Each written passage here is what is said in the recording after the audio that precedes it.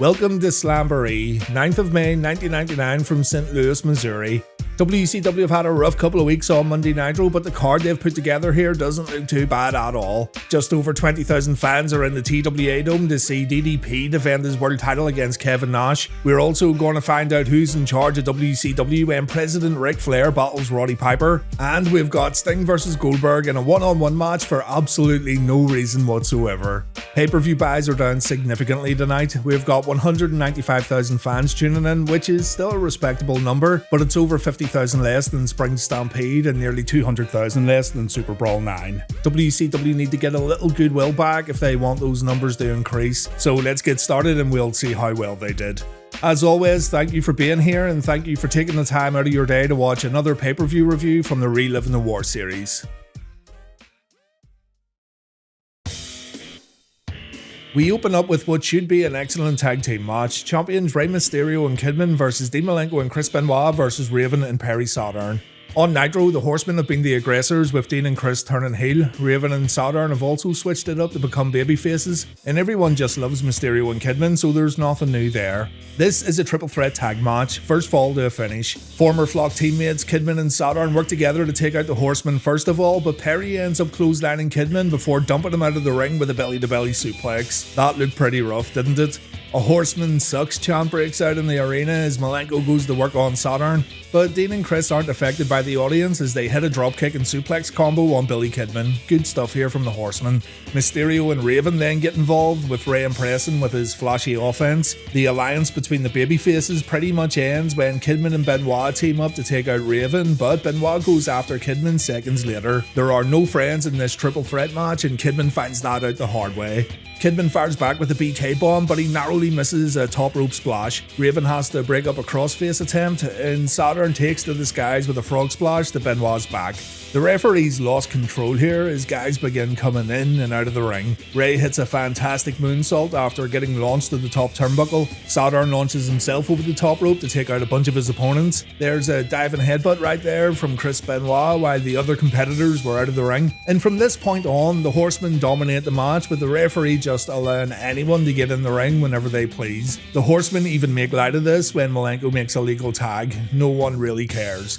Billy Kidman firing up gets the crowd back into the match, but Saturn's right there to put a stop to any kind of momentum. Benoit then takes advantage with a few German suplexes, and look, someone was finally able to powerbomb Billy Kidman. Never thought I'd see it, but there you go. Kidman performs a dropkick before we go back to how we started, with Billy and Saturn working together. We then get the tag champs and crowd favourites getting in a ton of offense, with Rey pulling off a few assisted Hurricane Ranas. But when he tries to do this on Perry Saturn, he ends up getting powerbombed pretty hard and Kidman has to pick up the slack. Our match ends when Arn Anderson gets involved and Saturn takes a spinebuster. Fans want to boo the Horsemen, but they also can't help cheering for AA. We then go back to 1997 when we see someone wearing a Sting mask, and this guy stops Kidman from hitting the shooting star press. This allows Raven to hit Billy with a drape and even flow DDT. The referee isn't sure if he should check on Saturn, who's in the Texas Cloverleaf, but he decides instead to count Kidman's shoulders to the mat, and we have new tag team champions. Raven and Saturn win the Slamboree opening match. The guy who helped Raven and Saturn, it was Chris Konnan. Kanyon's back in WCW, and clearly he's still aligned with Raven. NWO Black and White leader Stevie Ray took on Konnan next. We've got minimal storyline heading into this one, with the NWO singling out K-Dog for absolutely no reason at all. And we even had Kevin Nash coming out to help Konnan last week, so it's all terribly basic here. Kevin Nash is still in the Red and Black Wolfpack, as is Scotty Steiner and Hulk Hogan, but even Steiner and Nash have shared some words recently and no one really knows what's going on. It's an absolute mess. This match wasn't very good either, and that's because it was a typical NWO B-team affair, with Horace and Vincent helping Stevie out from bell to bell. When Konnan got the upper hand, the NWO guys were right there to put K-Dog in his place. So Konnan's friend Rey Mysterio ended up coming out to help even the odds. After taking care of Horace and Vincent, Rey performed a seated senton on Stevie Ray. Konnan then rolled Stevie up, and K-Dog picks up a win. The match was incredibly short, there was practically no build-up, the payoff wasn't good, and it felt more like a waste of time. Konnan and Stevie Ray are great wrestlers, it's a shame the WCW writing team couldn't come up with something a bit better. Backstage, DDP and Bam Bam Bigelow have a little meeting that was instigated by the world champion. We don't know what's being said here, but Mike Tenay reminds everyone that these two have something in common. They're both from the Jersey Shore area. Bigelow then comes out for his hardcore match against Brian Knobbs, and again, there's no real reason for these guys to fight each other. Basically, a few guys have been arguing about who the king of hardcore really is, with Hack, Raven and Bam Bam Bigelow all making claims that they're the best when it comes to extreme wrestling. Brian Knobbs just decided to show up again on Nitro, and he won the right to face Bigelow tonight at Slamboree, so whoever wins this match will be the undisputed king of hardcore, or something. It's all trash can and tray shots at the beginning of the match, nothing groundbreaking at all. Bigelow performs his diving headbutt and Brian replies with a chair shot to the back. The two head to the outside where they fight at the ring steps and they use trash can lids and bacon trays to do more damage. It is fun watching these guys throw weapons at each other, not gonna lie, but you can tell there's no direction here. I think they both know how the match is gonna end and that's about it. Knobbs jumps into the bounciest piece of wood I've ever seen in my life before going back to trash can shots. Bam Bam seemingly had enough and he cracks the Nasty Boy's skull in half with a steel chair. The two head up the ramp and straight to the WCW.com area where a monitor falls on Brian's head. They then begin fighting in the curtained off part of the arena, and I never thought showing this side of the curtain was a good idea. The arena looked great up until this point, but now we can see that half the venue was actually tapered off and it kinda kills the illusion a bit. Brian Knobbs uses a ladder to great effect before setting Bam Bam up on a merch table. The payoff looks pretty terrible when Brian Knobbs jumps, and even the commentators say it looked like crap. So Bam Bam gets up, he suplexes Knobbs through the table, and Bam Bam wins this hardcore match. Bigelow's the king of hardcore. Tony Schiavone says this was a really remarkable match, and I disagree. I disagree wholeheartedly. Rick Steiner isn't happy with Booker T getting help from Stevie Ray, even though Booker hasn't been asking for any kind of help. And this is our story behind Booker T versus Rick Steiner at Slamboree. Don't worry, it will make sense later on. Booker's putting his TV title up for grabs in this one-on-one match, and you know, a Booker versus Stevie Ray match would have made way more sense and it would have been way more interesting. The Konnan match should have been scrapped in favour of giving us a long battle between the brothers of Harlem Heat, but no, that's asking too much at this point. The two shove each other around at the opening bell and Steiner strikes first with an overhead belly to belly followed by two Steiner lines. Booker's forced to take a timeout, and when the match resumes, Booker's finally able to go on offense with a hook kick right to Rick Steiner's neck. The challenger then has a rough fall when Booker lands a spinning back kick. Rick's now forced to take a short timeout before the two go at it again. Booker performs a body slam followed by a back elbow, and there we go, a chin lock at Slamboree 99. Rick decides to do a little damage on the outside before applying a chin lock of his own. Steiner shows he's a chin lock pro when he also incorporates the bottom rope into the move, making it one of the most deadliest of deadly chin locks known to man. Booker's been stunned pretty badly here and Rick gets vicious in the corner, though the TV champ is able to get an opening and he delivers a suplex to the challenger. It must be said, the crowd is absolutely dead for this match, and I too kinda want the show to move on to its next bout. This has been quite slow, and Booker in particular is much better when working a faster paced match. Case in point, there's chinlock number 2 from Rick. The crowd aren't even paying attention anymore, and when Booker clocks Rick with a forearm, there's still no reaction. Finally, an axe kick followed by a spinner Rooney bring the crowd back into it. Booker performs his spine buster followed by the heat seeker, but then Big Papa Pump shows up and Scotty Steiner helps his brother. Booker gets distracted, but he does not lose the match. Instead, he's able to throw Rick into Scott, and Rick then takes a Harlem sidekick. Surprisingly though, Rick kicks out of the follow-up cover. Again, Scott gets involved by tripping Booker T up. This leads to Rick performing a Steiner Bulldog, and just like that, we have a new TV champion.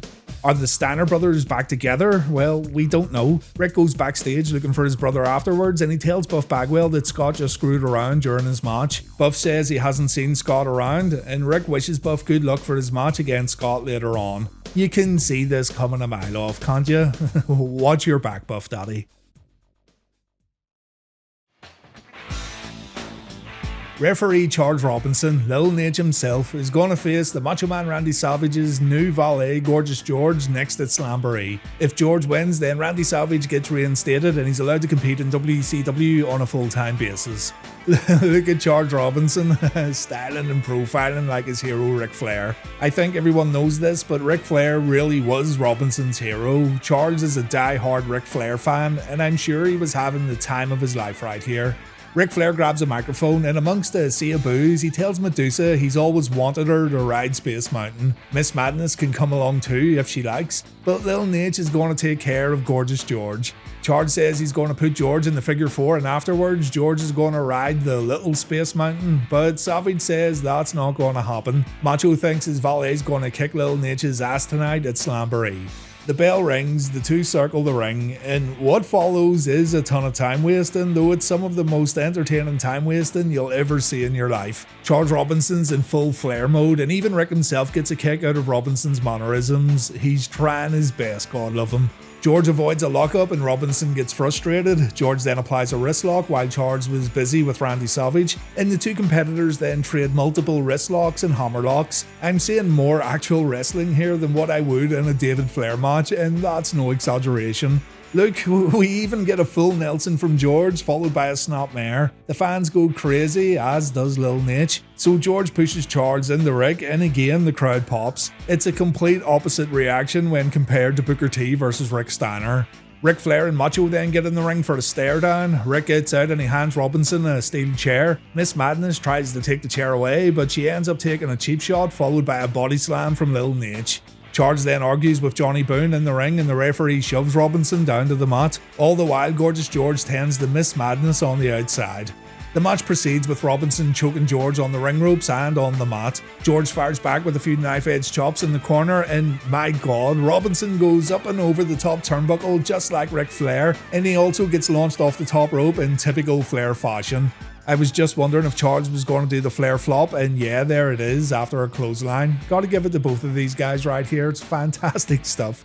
Asia tries to get involved, but Medusa stops her from doing any damage. And as Flair and Medusa argue on the outside, Charles tries to apply a knee bar submission, but George keeps pushing him away. George then takes a knee breaker that did look quite painful, and now it's time to end it once and for all. Charles locks in the figure 4, and I am so impressed with how good Charles has been tonight. Unfortunately though, the move gets reversed and Ric Flair has to intervene. So here comes the Macho Man to get Rick out of the ring and to also give Lil Nate a low blow. Savage puts Charles in position for the elbow drop, and George leaps off the second rope with the move that's going to score a pinfall victory tonight at Slamboree. George defeats Robinson in a match that surely surpassed everyone's expectations, and yeah, I had fun with this one. It was a comedy match, the bar was very low, but fair dues to both Charles and Gorgeous George. I'm sure they were both very happy with how this turned out. Randy Savage has been reinstated, and it's only a matter of time before Macho goes for the World Heavyweight Championship. Next up, Scotty Steiner defends his US title against Buff Bagwell. Bagwell turned babyface about a month ago and he's been getting some good crowd support. Steiner, meanwhile, has been splitting his focus a little between both Buff Daddy and Diamond Dallas Page. Bagwell called Buff nothing more than a male stripper, a guy no one wanted in the original NWO, but Buff has a chance to shut Scotty up while also winning his first singles championship. Bagwell doesn't even give Scott a chance to remove his US title as he goes in for the kill. A swinging neckbreaker puts the champ down and Scott replies with not one but 2 low blows. That'll teach you for trying to pull a fast one on Big Papa Pump. And the crowd boos Steiner as he slams Bagwell into the corner. We go to the outside where Steiner calls a fan a piece of shit and all the fan can do is smile at Big Papa Pump. Yeah, you better smile. Scott continues to talk trash to fans while taking a break every now and then to do some damage to his opponent. Back in the ring, Bagwell gets hung up in a tree of woe and Scott chokes his opponent out as Buff's chances of winning this thing get less and less likely. Scott puts a target on Bagwell's neck, remembering that his old friend had some pretty serious neck issues not too long ago. And we also see some power moves from Scott, including a double underhook powerbomb and a belly-to-belly suplex. Big Papa Pump decides he's had enough. He grabs a steel chair for the kill shot, but Buff whacks the chair into Scotty's face and Bagwell's in with a chance. A Buff chant breaks out as Bagwell fires up on the US champ and the crowd pops for a few drop kicks from Buff Daddy, but the referee gets taken out when Scott pulls him in for a clothesline. Rick Steiner then gets in the ring and he tells Buff to go up for the blockbuster, and when Bagwell turns his back on the dog-faced gremlin, he ends up taking a chair shot. The Steiner brothers are back on good terms it seems, and we've now got a heel Rick Steiner in WCW. Rick wakes the referee up as Scott applies the Steiner recliner and Scott successfully retains his US championship. The crowd don't like it, the commentators don't like it, but it's going to be interesting seeing the Steiner brothers together again if WCW don't shit-can the reunion after just a few weeks. Bagwell gets beaten up after the bell, the Steiner celebrate while Buff's laid out in the middle of the ring. And while the match itself was nothing special, the ending does make me interested in seeing where this goes tomorrow night on Nitro. Roddy Piper takes on President Ric Flair next. The winner of this one will take control of WCW on a full-time basis. Piper recently had Ric Flair committed to a mental institution, saying the Nature Boy was a danger to himself, the folks he works with, and WCW as a whole. And Piper was also able to goad Ric into having this match where Flair could easily lose his position as WCW President. Throughout this presidency, Ric Flair has turned heel. I know it's a common reoccurrence in WCW nowadays. And seeing as Piper likes to show up and disappear again quite a lot in WCW, it's really hard for fans to truly get behind one competitor over the other. It's this lack of forward thinking and lack of foresight that's been hurting WCW in the Monday Night War recently. Nonetheless, we've got two bona fide legends competing in the ring tonight, and fans in St. Louis aren't going to care much about tomorrow or the week after. Rick calls Lil Nate out to referee the match, Flair fires Johnny Boone on the spot, and Johnny looks to Piper for answers. Boone has no choice though, he must leave the ring. Rick trash talks Piper, and this leads to Piper smacking Rick in the face, and after taking a few chops in the corner and a back body drop, the Nature Boy decides it's time to go. Rick wants no part of Roddy Piper. Double A reminds Flair that this match is for control of WCW, so Rick slowly makes his way back to the ring and the match resumes with Piper spitting at Rick and totally missing his target. Good shot, Roddy. The two lock up, Flair takes more chops, and Roddy throws a ton of punches that would make Muhammad Ali blush. One Flair flop later and we're now on the outside where, you guessed it, more chops ensue. Dirty tactics are on top as Piper pokes Flair in the eyes and the Nature Boy replies with a low blow. Charles Robinson then tells Piper off for being a bad boy, and Rick then decides to throw Piper out of the ring where Arn Anderson gets in a few cheap shots. We get more chops, more punches, more chops. Oh, here comes Asia, and Roddy takes another low blow, but the hot rod kicks out of the follow-up cover, and we're right back to punches from Flair, chops from Piper. There's another backdrop from Roddy right there, and like, what the fuck is this? We're well over halfway through the match, and we've had two backdrops, punches, chops, low blows, and eye pokes. You can certainly respect these guys for their pro wrestling pedigree and how they helped shape the wrestling industry, but this is terrible. Absolutely terrible, and what's worse, this is the main story heading into Slamboree. This was built up even more than the world title match. We go to the outside briefly where the ring post and guardrail gets utilised, at least it's something different. Back inside the ring, the two competitors bump into each other and Rick's first to get up. The Nature Boy then starts working over the leg while getting some assistance from Arn Anderson, and thank God Flair applies the figure 4. Piper doesn't give up, instead he reverses Flair's finisher, and so Rick sends Piper back to the outside. This time Roddy's able to take care of Arn Anderson, and I'm genuinely surprised at this sunset flip right here. Well done, Piper. I'm not surprised that Flair's pasty ass getting exposed immediately afterwards though. Piper covers Flair multiple times, but Charles gets conveniently distracted by the enforcer. So Piper throws Rick off the top rope, and it's now Flair getting locked in the figure 4. Our match ends when Arn Anderson interferes to break up the hold. Roddy puts Double A in a sleeper hold, and when Flair tries to intervene, he too gets put in a sleeper. Asia breaks up the sleeper on Flair, and for her trouble, she gets a kiss and she too gets put to sleep. And when Charles Robinson puts his hand on Piper, Lil Nate ends up getting punched in the face. Flair hits Piper with a foreign object that we don't actually see, but whatever it was enough to knock Piper out, and Flair wins via pinfall. Eric Bischoff then walks down to the ring. We haven't seen Eric inside a wrestling arena since he helped Hogan back to the locker room at Spring Stampede. And Bischoff says Piper's actually the winner of this match. Everyone saw Flair cheat, and so Roddy gets awarded the victory tonight. Thing is, Bischoff has no power. Remember, he lost to Ric Flair and he gave up any authority he has in the company, so this right here makes absolutely no sense at all.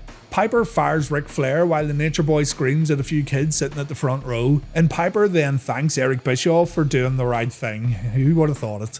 A bad match here at Slamboree though. You see Flair and Piper on the card and you get these ideas in your head of how the match is going to be, but this wasn't a good performance from either man. And what's even more shocking, these two are going to have another pay-per-view match in WCW very, very soon. Like other matches on this card, Sting vs Goldberg has absolutely no build-up. The very small amount of heat we've got here was a quick scuffle on Nitro this past week, but the commentators are building this up as the best versus the best, the ultimate babyface clash in World Championship Wrestling. Just two dudes who want to win a wrestling match. That's what we've got here, and things don't start too well when this happens. The two go at it again, and Goldberg performs his signature power slam before dumping the Stinger out of the ring. The Icon takes his sweet time before getting back inside the ropes, but this time Sting takes control with a dropkick, and it's Goldberg now getting dumped out of the ring. The crowd's kinda 50-50 here as Goldberg slowly makes his way back inside. He doesn't give a clean break at the ropes, and Sting falls victim to a fireman's carry followed by an armbar submission. The Stinger makes it to the ropes and Goldberg releases the hold, and this back and forth match continues with Sting performing a facebuster followed by a dropkick to the knee. Goldberg's wearing a knee brace tonight, and Sting's going to try and zone in a little on the body part, but his attempt at a Boston Crab fails and he decides to get a little more vicious with a few kicks. Sting changes game plan, he suplexes Goldberg and Billy Boy no-sells it. Goldberg fires back with his single-arm suplex, and we also see a swinging neckbreaker, although I'm not sure Sting knew which way to fall here. But Sting does know when to move when Goldberg tries to spear him, and we see a diving clothesline from the Icon. Sting's feeling it, he lines up a Stinger splash, and oh, that was good, that was good. This is the end of our match, ladies and gents, because look who's back. His Excellency Bret Hart has returned to WCW, and he's here to beat the crap out of Goldberg with a steel chair.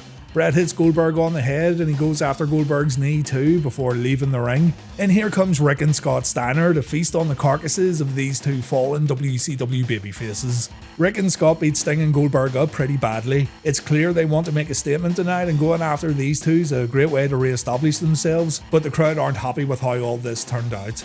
Good to see Bret back, good to see the Steiners being so dominant. Fans were robbed of a clean finish though, and while this is standard fare on Nitro, you expect more on a pay-per-view show.